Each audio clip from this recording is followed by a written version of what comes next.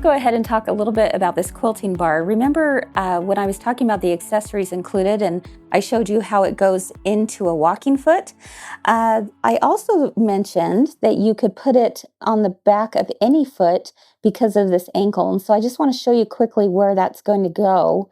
There's a hole right here at the top of the ankle. And when I push on that, that's going to allow me to put the quilting bar where I want it to be. So I can move this a little bit closer to the needle. I could move it out further, either way, but just want to make sure you know that that's where it would go. Now this walking foot comes included with the 3160.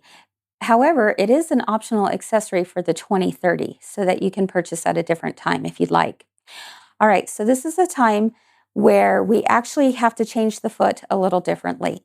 Now, up until now, we have had these easy snap-on feet, right?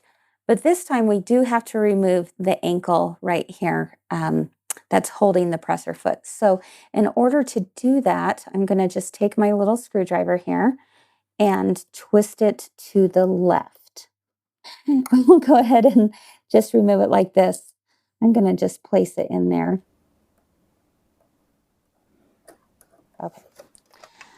Okay, so this little guy here is what's going to rest on the screw. And this little bar here is going to rest on the needle bar. And you'll see that here in just a minute, how that works. This bar is what's bringing those feed dogs back and forth over top of the fabric. I'm actually going to lower my needle a little bit before I start this because I want to make sure that this needle bar is down for this to rest on top of. It's a little tricky, but it's not difficult. You just have to be patient. Make sure that this guy goes on top of the needle bar, and this little bar is going to come up and over where the screw set is. And then I can tighten the screw. Now that it's resting on there, I will actually turn this screw towards me in order to tighten it. And in order to install the quilt bar, I just bring it down and snap it into place, just like that. So I'm going to start by just putting my quilting bar and resting it right along the outside edge of my fabric and using that as my guide. I'll go ahead and put my presser foot down. Now, just as a word of caution, is that this is going to be a little bit noisier stitch. Sometimes people get alarmed with why it's so noisy. Well, it's just a clunky foot. And so just know it's going to be a little bit noisier than your normal stitch would be.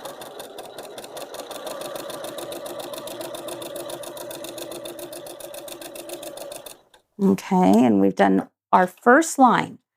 And you can see here that it's exactly 1 inch from my edge. And now the beauty of this little quilting bar is that I can bring this up and rest it right on top of the previous line I just stitched. And now if I will follow that, I'm keeping my eye on the quilting bar, not necessarily on the needle, and just gently, guide my fabric through. I'll be able to have a perfect space. Okay, great. Let's take a look. There we go. Perfectly evenly spaced. Let's do it again. It was so much fun, right?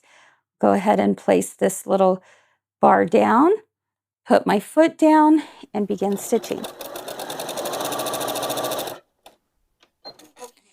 And I can continue doing this over and over again as much as I'd like. And again, if I wanted different widths, I could pull this out if I wanted to. I'm going to go ahead and turn it the opposite side now and in the opposite direction.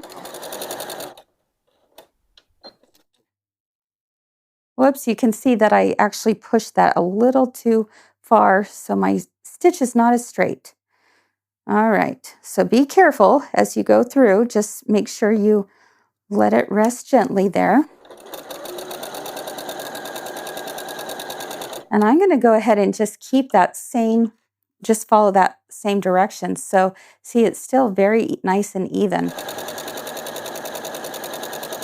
All right, there we go. So we have some fun cross-grid quilting, And if you make sure and line this up straight, unlike what Kris just did, you're going to have actually really nice, even stitching widths in between. All right, so don't veer off into left field, just keep on going, following that stitching line.